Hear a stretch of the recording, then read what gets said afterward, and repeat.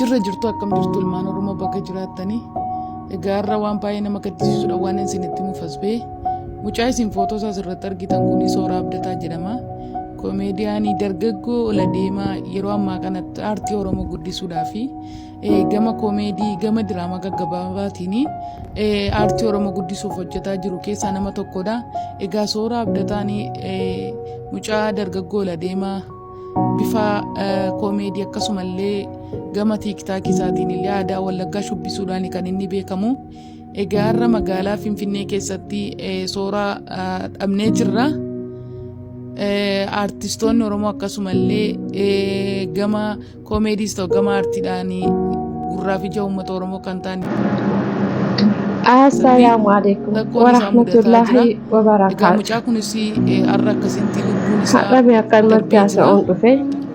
Egaa maal akka ta'e Obboleessi keenya ittiin miidhamee adda baasuudhaaf Sooraa isaa gama Kabbadaati har'a akka jiru akkasina fakkaatu maqaan isaa dhugaa dubbachuuf baay'ee qalbiin na cabsee wallaahi hamma boo'ee garuu narraa galuu dide dhugaan irratti fakkaatu dide. Uummanni keenya nuti jechuudha akka uummata Itoophiyaatitti karuma kamittuu hin tollu. Paartiin dhufte tamuu kan Oromoodhaaf taatus rabbi nu agarsiisa. Fiixan ba'u uummanni keenya maaf akka ta'e hin beekan. Azaaba duniyaa kana yoo jedhan osoo Itoophiyaa dubbatanii Itoophiyaadha osoo jedhanii Allahu aalam natti fakkaata garuu. Ekonomii Itoophiyaa amma du'ee jira. Waggaa lama keessa jijjiirama hamma nan jedhamu jijjiirama guddaa ta'amee jira Itoophiyaa keessatti ekonomii irratti jechuudha kufaati ekonomii irratti. Sababnis kana saaxil maal akka ta'e beekanii baay'ina duuti baay'achuu lolli hammaachuu baqni biyyarraa hammaachuu namni biyya keessa taa'ee nagadadhee hojjeta gaafa jedhu biizinasaan hojjeta qaradni naggaadee sun kaffalu ka torbetti inni kaffalu osoo ji'a hojjete hin argatu jechuudha turfii sana torbetti qaradni inni kaffalu ji'a osoo hojjete hin argatu. Suuqni jechuun dukkaanni biyya keenyatti mootummaan zarafaman.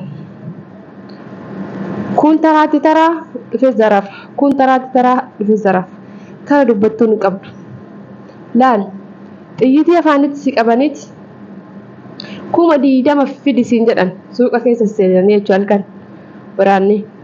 Waraana gosa ta'e haa ta'u akkuntattuu waraana baqqaa. Yoo ati hamma jedhamte sana hin fidin achuma sijjeessanii baanaaf bakka namni siin jedhu hin jiru.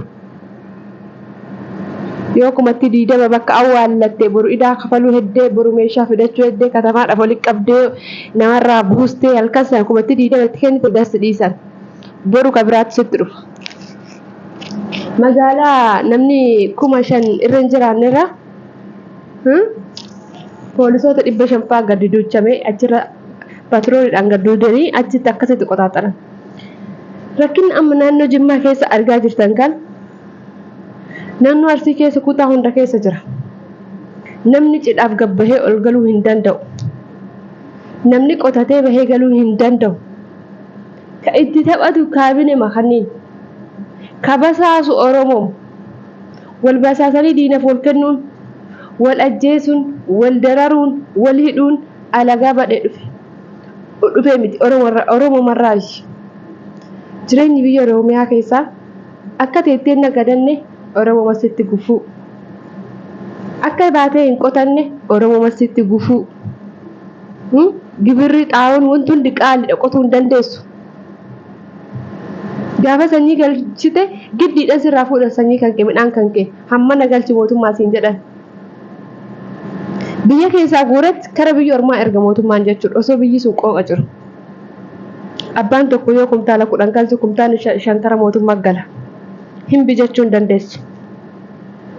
Ganna guutuu inni beela abbaa liqeeffata abbaa. Shuurtuu fuudha.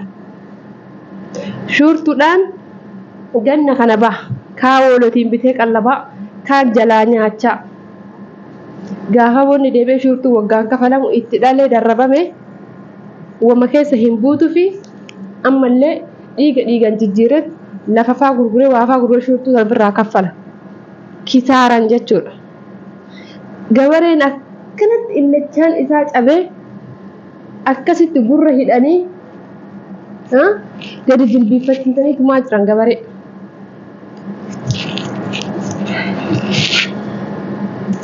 Risiitii fidi jechuun amma kan ma'een gadi jimmattisanii waan biraa miti risiitii na dhooggatan ka gibiraa jedhee himate deeme. Himannaa sammaa himatteef walgahii baasanii dhiifama kan himadhe nan balleessa jedhaan namni guddaan sun argitan abbaan keenya guddaan sun. Dhiifamni isaan bira qubna garii dhabee akkasitti diqqeeffamanii jechuudha. Yoo biyyaa baatellee dalagadha jette biyya ormaa keessatti dandeettee dalagattu. Birri xiqqaan biyya ormaa hin deemtu. Biyya ormaa keessatti hojii akka feet argattee seentu. Osoo ati teettee qaamama waan tokko sirreeffanne si qaban. Gaafa si qaban hidhatti si gatan. Gaafa hidhatti badde mootuyyuu achii namni si baasu hin jiru birri xiqqaadhaan bahuu hin dandeessu. Hanga achi hurrittee oo'aa fi takka mukayyuu si bananii qorraan birri beeksisaa si qabsanii takka achi wayii sirraa dhaamsanii oo'an si baysanii simmintoora ciistee nyaata si dhabsiisanii dararamanii baqa qaamni isaanii guutuun hojiidhaan ala gaafa ta'e kun achi du'ee karaa lubbuu baasee barri jijjiirameef galuu danda'a. Kaasilaa maal godha? Gaafa gale biyyattii jedhee biyya keessa haara galfatu hin argatu. Ofirraa biyya ormaatitti darso malsii deebi'a. Bar dararaa san dagatee miti bar kan biyya kiyya keessaa kan biyya ormaa san dabra jechuuf dararama san deebi'aa jechuudha. Takka bara jaalatanii miti warra biyyarraa deebi'anii baharaan ala deebi'an kan warri jenneen arrabsaa turre yaadanii biyya ofii keessa haadanii jechaanii turre. Lubbuu tana namni amma du'aa tettee eenyumaa lubbuun garaa nyaatti. Biyya keenya keessatti inuma jiraachuun inuma ulfaate. Rakkichuu meeqa cichuu isaa jira qeerroon keenya kun baharaan biyyaa bahee biyyee ta'ee achitti hafa bahara keessa qurxummii nyaata. Ka achi as cehe kun karaa Liibiyaatitti uummanni dallaalaa ajjeesa.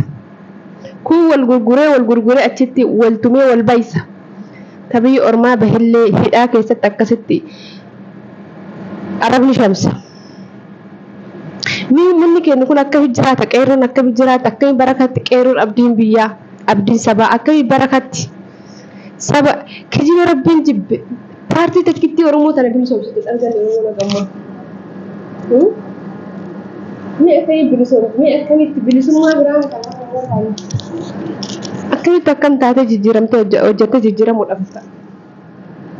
Dhugaa amanuutti dadhabee. Kun namni kan biyya lafaarra jiraatu rabbi fedhi wal jaaladhu jiraatu. Kan dhaqaa gidduutti wal dhaboo jirtu jettee waliin jibbiin. Waliin jibbinaa waqa waliin jibbinaa dhala rabbi fedhaati. Dhugaa rabbis walii koo amanuutti dadhabee.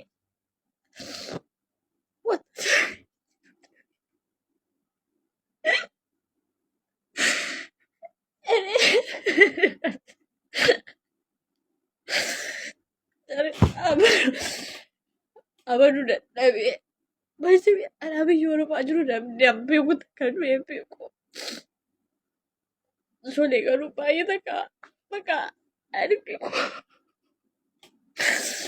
Rabbi kan jannataa si'aa godhaa dhugu. Bakka wanta si jedhu qabu baay'ee si wayyu.